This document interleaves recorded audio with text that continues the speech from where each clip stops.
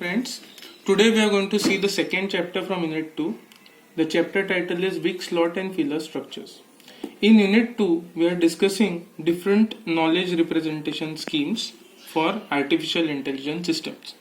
In the previous chapter, we studied how English sentences can be represented in their internal representations in form of proposition algebra and predicate logic.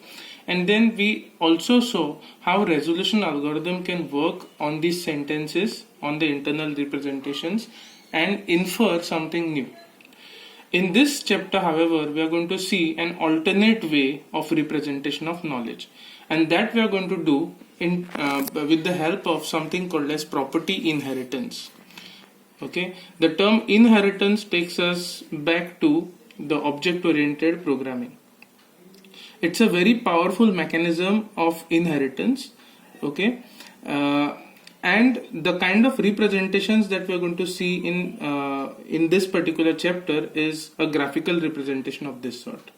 Okay, wherein you see in a graph there are different nodes and each node is connected with an edge.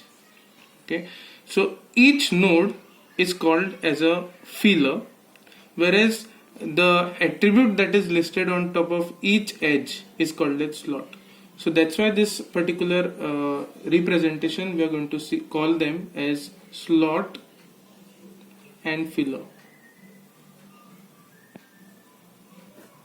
Okay, so let us start. Now this is an example of a normal relational table, database table. Okay, now relational knowledge bases like this, they usually have attributes, okay, and the values of these attributes. For example, this is an example of a baseball team wherein the attributes are player and the values of the attribute is John, Sam, Jack, and so on. Similarly, height is an attribute and the values of the attribute here is 6.1, 5.10, 6.2, and so on, and likewise the other attributes.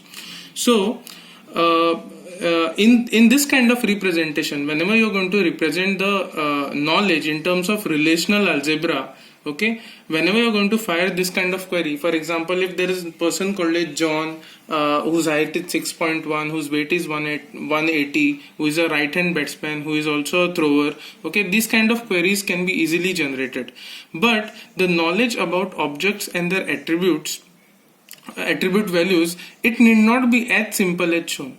Example of this, suppose tomorrow you need to find out who is the best bowler whom a particular batsman can face. For example, Jack is a batsman, okay, who is the best bowler or who is the weakest bowler whom Jack can face. This kind of information, it is very difficult to represent. Okay, and that's why we are going for the next representation that is called as property inheritance mechanism. Okay, now what is property inheritance? Here the elements of specific classes, they inherit attributes and values from more general classes in which they are included. Okay, so as we can see in object orientation, we have something called as a class.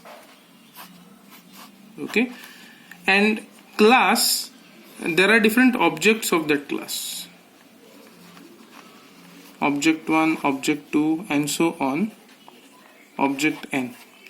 Okay, so we say that object 1, object 2, and so on till object n, they are instances of the class.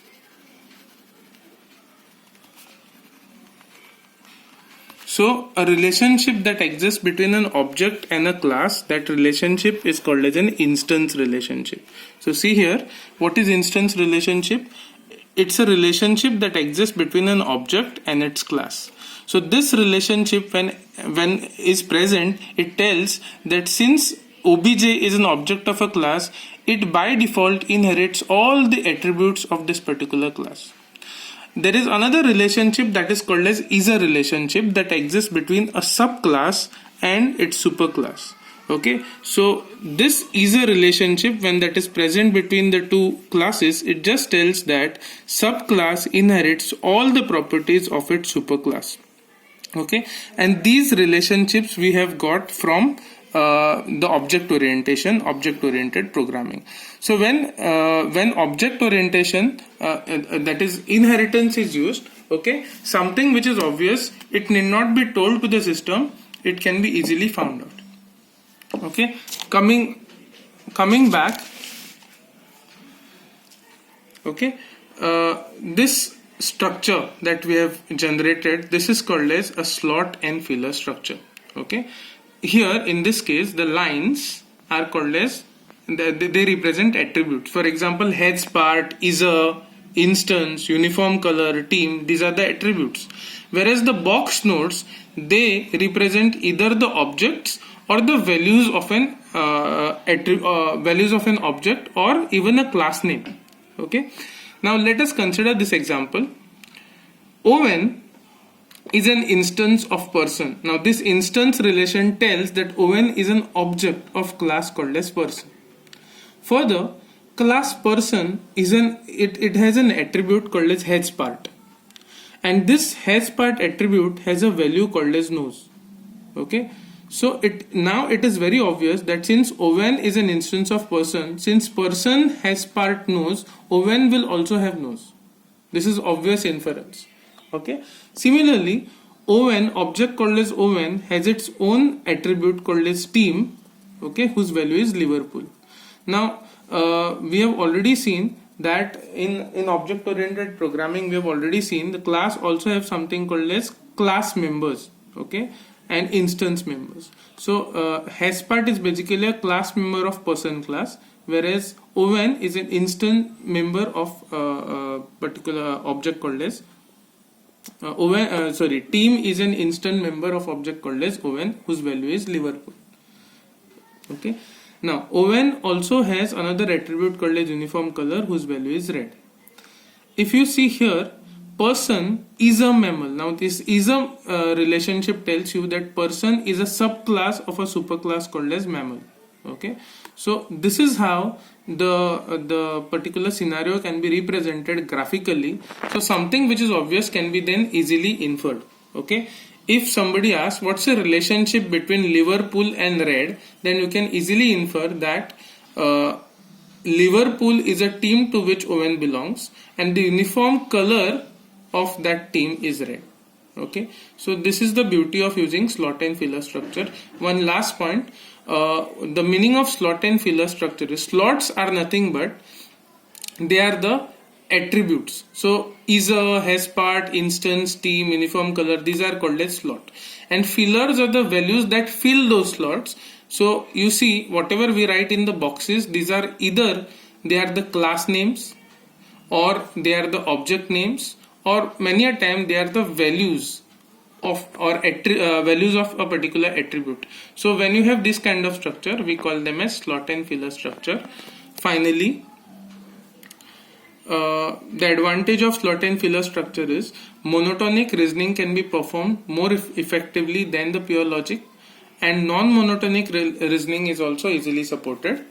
Second advantage is it makes it easy to describe properties of relation. For example, does Owen has part called as nose? This kind of query can be easily inferred. It is obvious. Owen is an instance of a person, and since person has part nose, Owen obviously will have nose. And since it's a form of object-oriented programming and has advantages such as modularity and ease of viewing by the people, so because of which slot and filler structures are very powerful.